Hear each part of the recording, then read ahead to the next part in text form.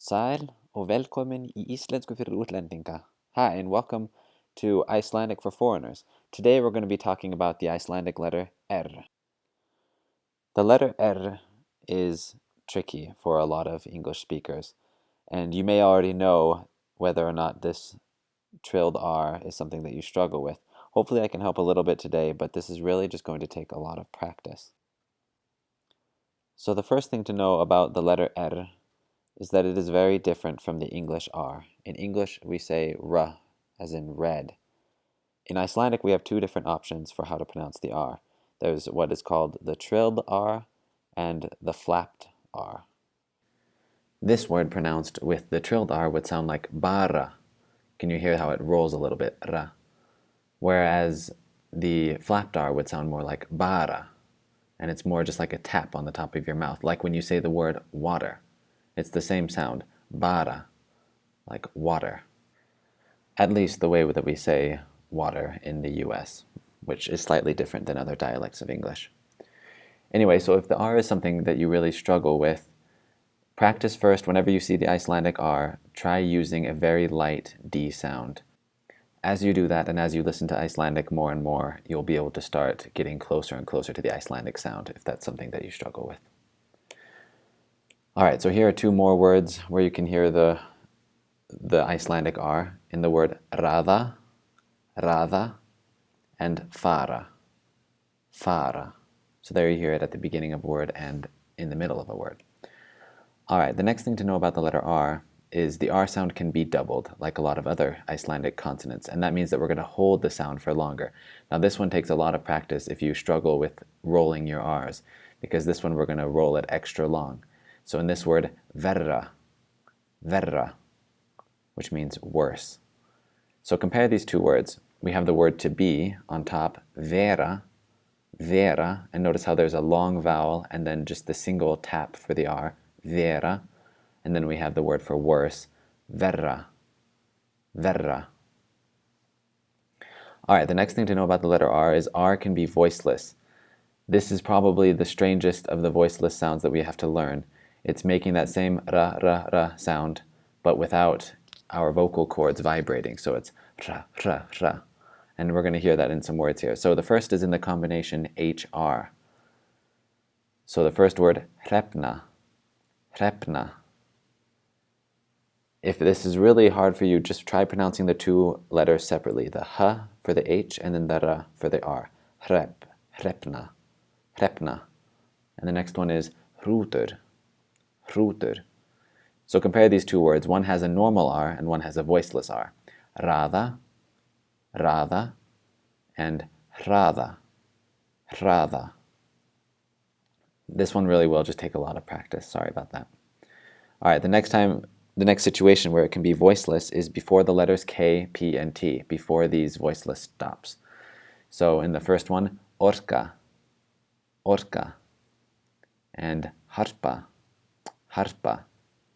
and snerta. So I know it almost sounds like an SH sound. That's probably what it's going to sound like to most of you. But it needs to be articulated. It needs to be formed in your mouth the same way that you form the R. Or.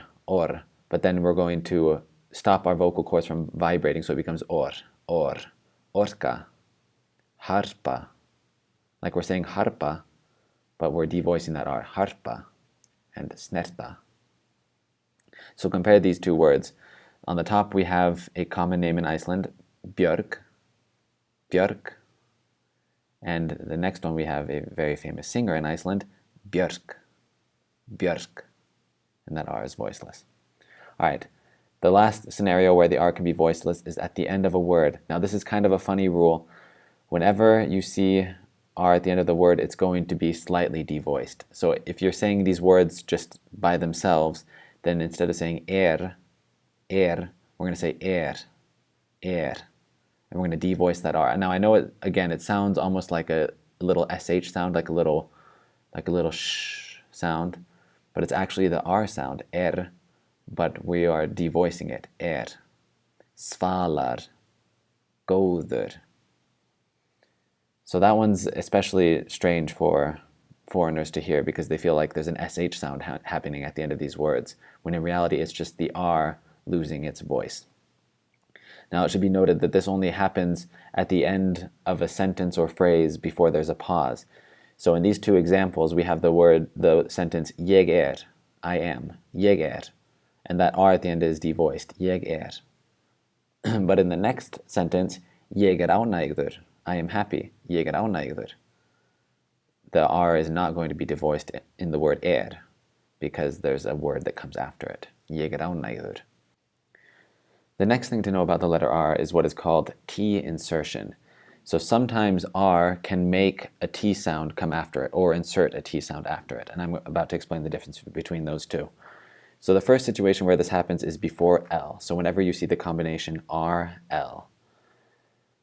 Now there are two options for how to pronounce these words. So the first one is where the R makes a T sound. So instead of saying perla, we're going to say petla, petla, with a T instead of an R, petla.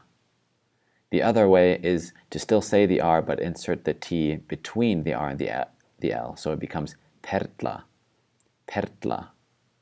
So either replacing the R with the T or inserting the T between the R and the L in order to make either petla or pertla. The first one, petla, with it turning into a T, is more common in daily speech, whereas more enunciated speech, you'll say pertla. The next word, same deal. We either replace the R with the T and say katl, katl, or we insert the T between the R and the L, kartl, kartl. Either one is acceptable, but the first one is more common. The next situation where you can get a T insertion is before the letter N, so the combination R, N. And the same thing goes here, where we have either the R being replaced by a T or the T being inserted between the R and the N. So we have this first word, it can either be pronounced hérna or hérna, hérna or hérna. And the next one, bat, and watch out for that voiceless N at the end, bat or bart, bat or bart. And then the last one, strákarnir, strákarnir. And for that one, you really should just pronounce it with the T sound, because whenever you have the plural ending followed by the definite article ending, you'll always just pronounce it like a T. But we'll talk about that in a later video. All right, and that does it for the letter R. Don't forget to like and subscribe for more pronunciation videos, and soon I'll be starting some of the grammar videos that will hopefully shed some light on difficult Icelandic grammar concepts. So thanks for watching. Bless, bless.